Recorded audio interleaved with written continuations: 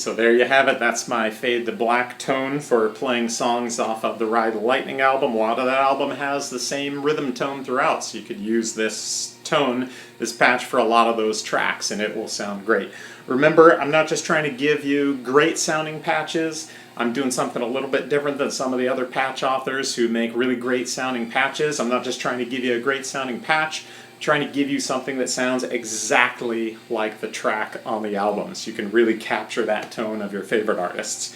And this one I did for Fade to Black off Ride the Lightning is one of the favorite ones I've done, and it has a couple of features that I want to show off to you guys. Obviously you've already heard it in the mix with a backing track. That backing track has no distorted or dirty rhythm guitar on it at all. That was just one pass with the Helix recorded direct into the computer. And this patch has a couple of cool features built in. And the first one I want to show off to you is the harmony feature, where you can capture some of those harmony leads that they do on Ride the Lightning, and it sounds really great. And it's just, of course, again, one track of guitar recorded straight into the computer from the Helix with nothing else in mind. So I'm going to play you a little bit more Fade to Black, and you'll be able to hear what this tone sounds like on its own without any other frequencies coming in from the rest of the backing track or the rest of the mix or anything. But remember, whenever you're tweaking your tones, you always want to do it when you're playing along to a backing track or playing along with the original CD, so you can really capture the way the frequencies interact with all the other instruments.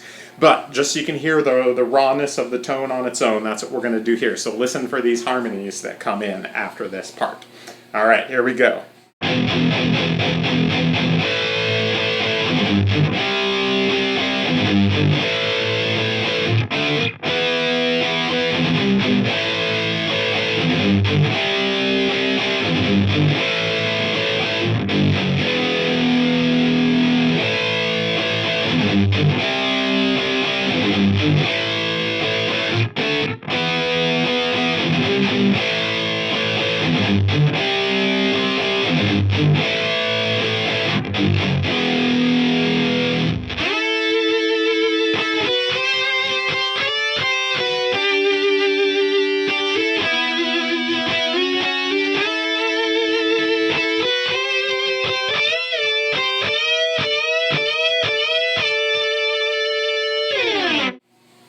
So there you have it. So that's the harmony switch that you can kick on to be able to do some cool parts like that. I love being able to nail those kind of harmonies when I'm playing along with the record or with the backing track. It just sounds so great to be able to do that with the Helix and have it sound spot on.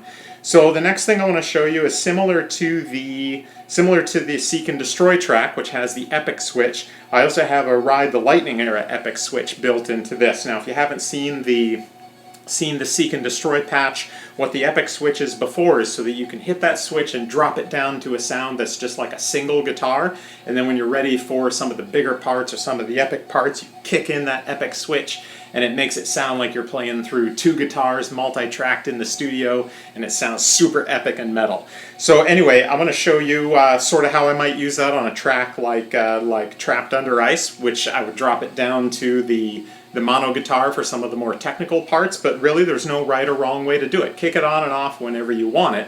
So this is what it might sound like on something like Trapped Under Ice.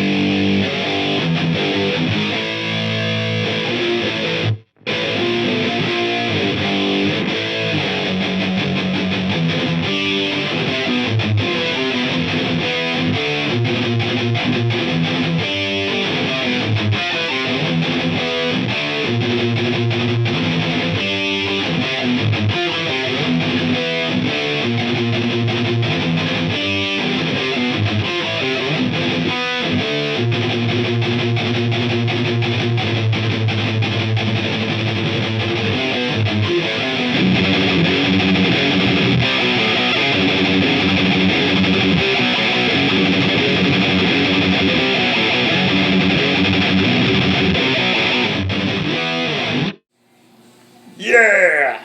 Epic switch. Do it. Yes!